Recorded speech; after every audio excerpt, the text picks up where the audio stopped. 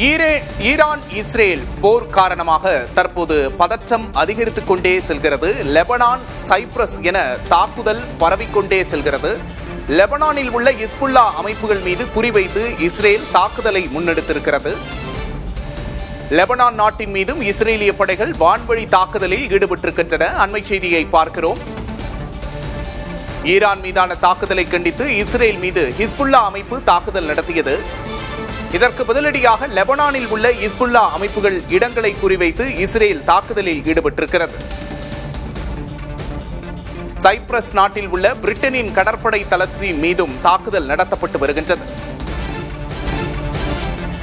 Iran மீது தாக்குதல் நடத்திய இஸ்ரேல் மற்றும் அமெரிக்க கூட்டுப்படைகள் ஈரானின் உச்ச தலைவரை கொலை செய்ததை அடுத்து இந்த தாக்குதல் மத்திய கிழக்கில் பெரும் பதற்றத்தை அதிகரித்திருக்கிறது. கூடுதல் விவரங்களை செய்தியாளர் பாலவெற்றிவேலிடம் கேட்டு பெறலாம். பாலவெற்றிவேல், தற்போது அங்கு என்ன நடக்கிறது? தற்போதைய நிலவரம் என்ன? விக்னேஷ், ஈரான் மீது இஸ்ரேல் மற்றும் அமெரிக்க கூட்டுப்படைகள் தாக்குதல் நடத்த தொடங்கி இத்தோடு 48 மணி நேரத்தை கடந்திருக்கிறது.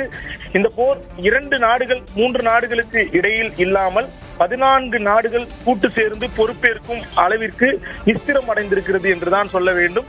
குறிப்பாக ஈரானினுடைய உச்ச தலைவராக கருதப்படும் அயதுல்லா அலி காமேனி படுகொலை செய்யப்பட்டது உலகம் முழுவதும் மிகப்பெரிய அதிர்வலைகளை ஏற்படுத்தி இருக்கிற நிலையில அதற்கு எதிர்வினை தாக்குதலை ஈரான் தீவிரப்படுத்தி இருக்கிறது. ஐக்கிய அமீரகம், குவைத், கத்தார், பக்ரைன் உள்ளிட்ட நாடுகளில் இருக்கக்கூடிய பல்வேறு பகுதிகளில் நேற்று இரவு முதல் குறிவைத்து தாக்குதல் நடத்தப்படுகின்றன. மத்திய கிழக்கு ஆசிய பிராந்தியத்தை பொறுத்தவரை 90% விமான போக்குவரத்து முழுமையாக ரத்து செய்யப்பட்டிருக்கிறது. இத்தகைய ஒரு சூழல்ல தான் மத்திய தரைக்கடல் பகுதியில் இருக்கக்கூடிய ஒரு முக்கிய நாடான சைப்ரஸில் ஈரான் தாக்குதல் நடத்தி வருகிறது. சைப்ரஸ்ல 2 அமெரிக்க படைத்தளங்கள் இருக்கின்றது. இந்த படைத்தளங்களை குறிவைத்து ஈரான் ஏவுகணை தாக்குதல் மற்றும் ட்ரோன் தாக்குதல் நடத்தப்பட்டு வருவதாக கூறப்படுகின்றது. குறிப்பாக சைப்ரஸில் லீமாசோல் பகுதியில் இருக்கக்கூடிய RAF அக்ரோத்ரி என கூறப்படுகின்ற ஒரு முக்கிய தளத்துல ட்ரோன் தாக்குதல் நடத்தப்பட்டிருப்பதாக கூறப்படுகிறது. ஈரான் ஒருபுறம் தாக்குதலை தீவிரப்படுத்தி இருக்கிறது என்றால் இஸ்ரேலும் அதற்கு இணையான தாக்குதலை தற்போது தொடங்கி இருக்கிறது.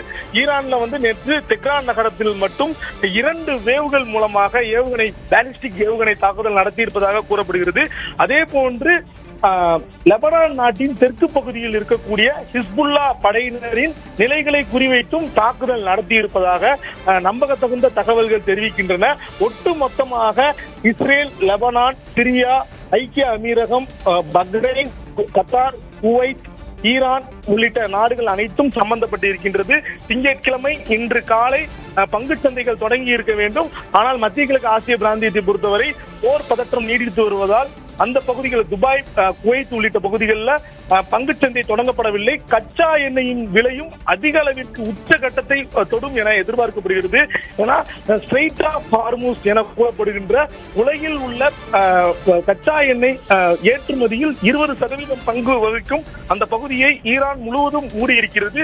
போர் கப்பல்கள் மற்றும் முக்கியமான படை கப்பல்களை ஸ்ட்ரெய்ட் ஆஃப் ஹார்மூஸ்ல நிறுத்தியிருப்பதன் காரணமாக எண்ணெய்களை ஏற்றி செல்லும் கப்பல்களை குறிவைத்து தாக்குதல் நடத்தப்பட்டு வருகின்றன.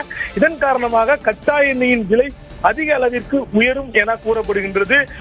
முக்கியமான ஒரு விஷயம் என்னவென்றால் ஈரானினுடைய உச்ச தலைவர் காமேனியினுடைய மரணம் உலகில் உள்ள பெரும்பான்மையான இஸ்லாமியர்களை பெருமளவிற்கு பாதிப்பை ஏற்படுத்தியிருக்கு. அதன் தொடர்ச்சியாகத்தான் நேற்று பாகிஸ்தான்ல பார்த்தோம். அமெரிக்க தூதரகத்துல நடந்த தாக்குதல்ல இதுவரையும் 17 பேர் மரணம் அடைஞ்சிருக்கிறாங்க.